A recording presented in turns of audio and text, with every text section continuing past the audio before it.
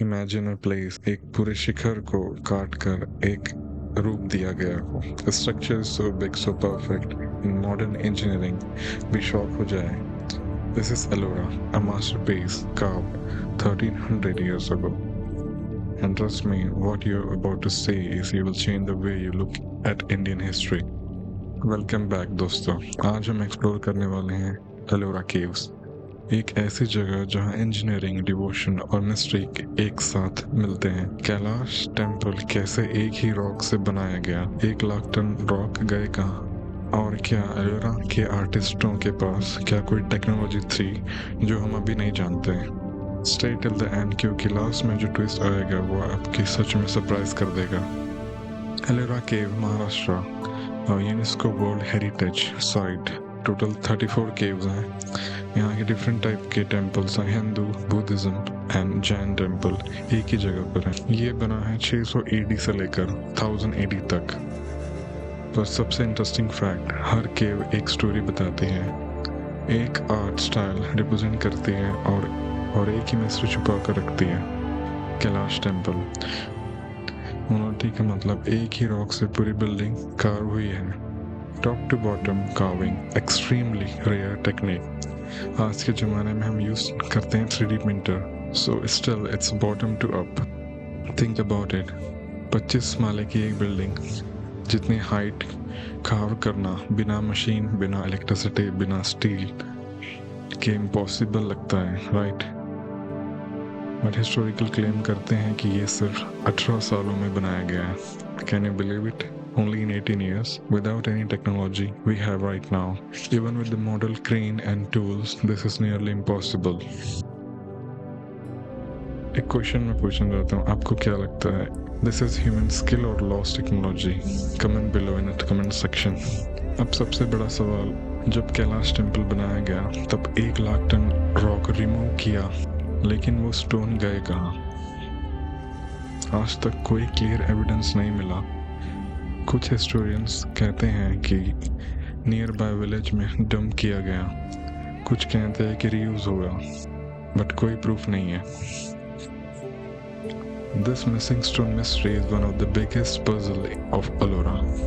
एलोरा का स्ट्रक्चर इतनी डिटेल है कि 1300 साल पुराना लगता ही नहीं। Elephants dancing Shiva, Ravana lifting Kailash, हर स्टैचू में इमोशन, मोशन और परफेक्शन दिखाई देता है। Especially Ravan lifting Kailash sculpture, it looks like the rock is actually vibrating. Such realism 1300 साल पहले, unbelievable. कहाँ से पूछ रहे क्या हो रहा है? ये एलोरा की डायनामिक मूर्ति बताइए, हर मूर्ति में आपको हलचल देखने को मिलेगी। रावण लिफ्टिंग कैलाश है, ये फेमस मूर्ति है।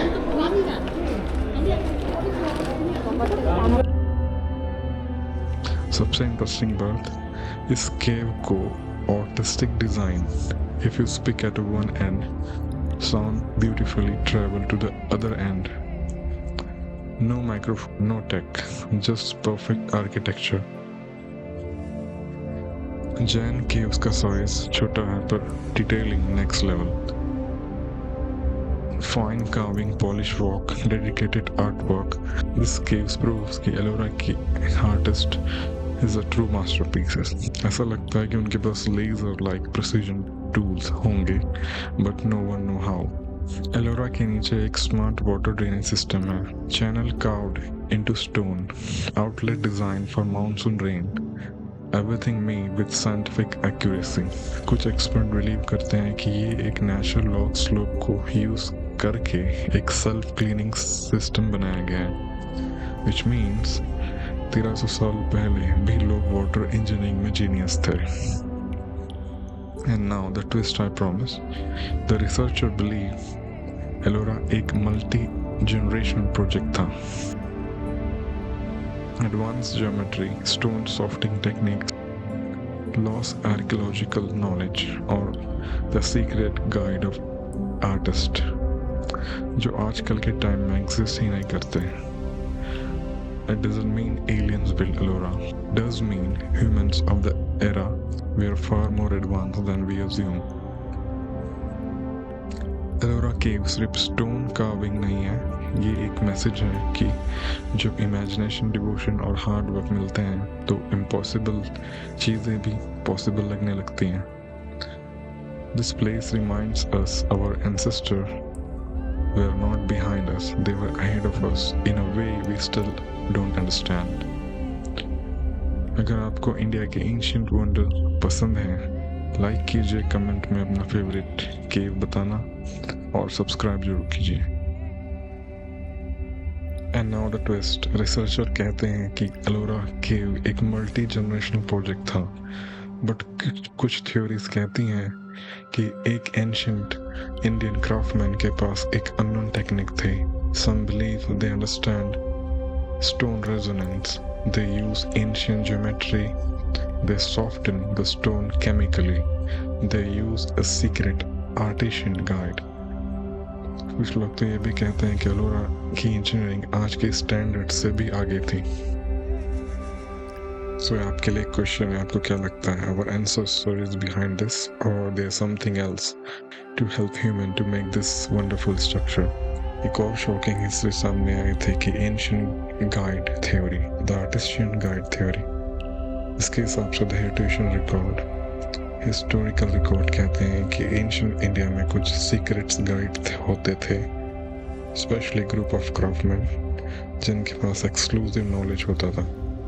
ये कोई जनरेशन आफ्टर जनरेशन एक ही चीज़ में मास्टर होते थे, strong engineering, strong construction, strong sculpture carving. कुछ थ्योरीज बिलीव करती थी कि Ellora was not build by random worker but by the elite group of master sculpture. और जब ये गाइड एक्सटेंड हुए, their knowledge vanished forever. Imagine a technique so advanced that it dies with its creator. एक और mind blowing बात है कि historians claim करते थे कि ये कैलाश टेम्पल 18 साल में बना है, बट 18 साल इज इंसेनली शॉर्ट। तो कैसे हुआ ये सब? रिसर्चर का मानना है कि एक ही टाइम पर 1000 आर्टिस्ट काम करते थे, डिफरेंट लेवल पे साइमल्टेनियसली कार्विंग होती थी। पिक्चर दिस, टॉप पर 200 लोग, बीच में 300, नीचे 300, सब एक साथ काम कर रहे हैं। इसलिए एलोरा के आर्किटेक्चर में लेयर कंसिस्टेंसी देखने को मिलती है। What is ancient mass production और एडवांस प्लानिंग?